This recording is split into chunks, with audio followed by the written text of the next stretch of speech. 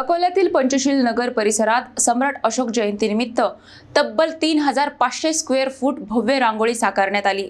या कलाकृतीमुळे परिसरात उत्सवाचे वातावरण निर्माण झाले असून नागरिकांची मोठी गर्दी पाहायला मिळत आहे। अकोला शहरातील पंचशील नगर आणि न्यू तापडिया नगर परिसरात चक्रवर्ती सम्राट अशोक जयंतीनिमित्त भव्य रांगोळी साकारण्यात आली आहे।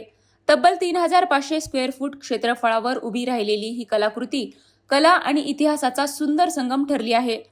प्रख्यात कलाकार हेमंत उपरीकर आणि चंदन गोपनारायण यांनी आपल्या कल्पकता आणि कौशल्याच्या जोरावर ही आकर्षक रांगोळी साकारली आहे। सम्राट अशोकांच्या गौरवशाली इतिहासाचे आणि धम्मचक्र प्रवर्तनाच्या विचारांचे प्रभावी चित्रण या रांगोळीत करण्यात आले आहे। या उपक्रमात संदीप इंगळे आणि सूरज इंगळे यांचेही विशेष योगदान लाभले आहे।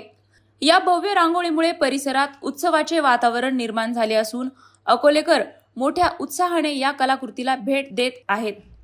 यामध्ये आम्हाला 2 क्विंटल रांगोळी लागलेली आहे आणि 16 तास हे काढण्यासाठी लागलेले आहे। याचे जे कलाकार होते रांगोळीचे ते होते हेमंत उपरीकर सर आणि चंदन सर।